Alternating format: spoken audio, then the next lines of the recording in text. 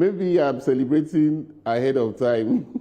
You know, that PDP has decided to take the back burner. So no, but going into what is really happening, Uncle Yori, because sure. I know you are pressed for time. I listened to a bit of the interview you had with your guest, though. Yes, yes. Did you want to go into that? Because what is your... No, I need to hear what you're asking me. Well, you are coming from the PDP. I'm correct in saying that you have decamped to the APC right now, right? Oh, but you know, Uncle Yori, I left the PDP in 2022. Oh. Now, you know, one of the reasons I left the PDP, you remember, you know how many times you have had me on your program, countless of times. I'm sure there was a time I was... So it's not a new event? Initially in 2015. So it's not a new event, is the point you are making? Well, it's not in this gale of defections. That's not where you made your move. That's what you're saying. No. I didn't live in the gale of defection. I left in June 2022. So what that do was you because there were things I saw that I knew that we're going to come to this point that we have come to. Okay. So it's you know, as a member of the Presidential Campaign Council for PDP, there are a lot of things that we did see and we could tell, and our leaders didn't listen to us.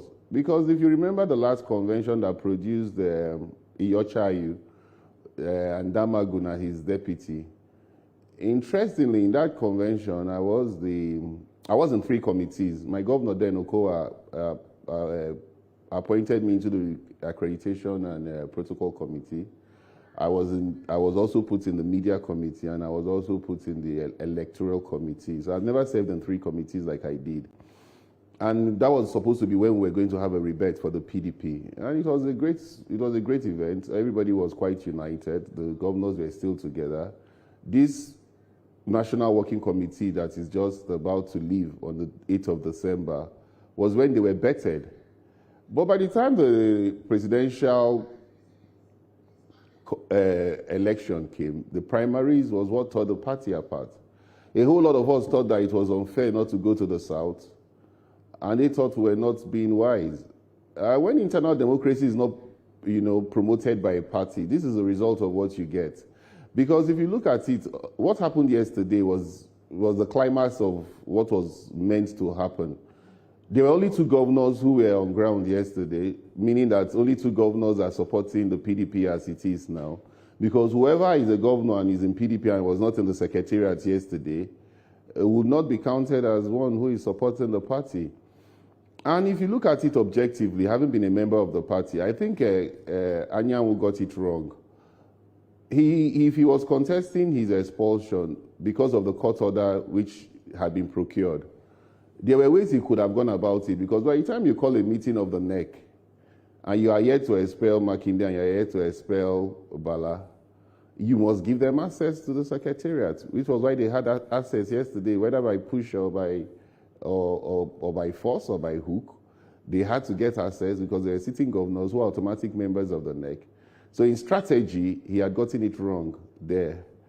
And again, you call a meeting of the BOT, you said you have suspended certain members of the BOT. There are certain members you did not suspend who also have to get access and are not with you. So it was actually a show of shame yesterday, but it could have been avoided because they could have waited for a court of superior authority to have taken the multiple of cases, the plethora of cases that was already before a court of first instance with coordinated jurisdiction. Then we would have been sure where they were, but it was in a hurry to ensure that the secretariat was sealed today, that the show of force was done. It's a pity. It used to be my party. I spoke for that party. I served as a commissioner under that party. I won't want to disparage them, but I already saw this coming. I knew it was going to be a house of commotion when I left in 2022, which is about 3 years ago. So now that it has become what, your words, let me just borrow them, a party of commotion, because you look at what happened yesterday. Actually, Wike, the Federal Capital Territory Minister, he was amidst all of that. I think he had fixed his car in such a way that the tear gas fumes would not be penetrating into his cocoon. We hear that he actually was there. There are those who are saying that, look, the way these gentlemen and ladies I didn't notice, yes, I think I saw one lady, there might have been more.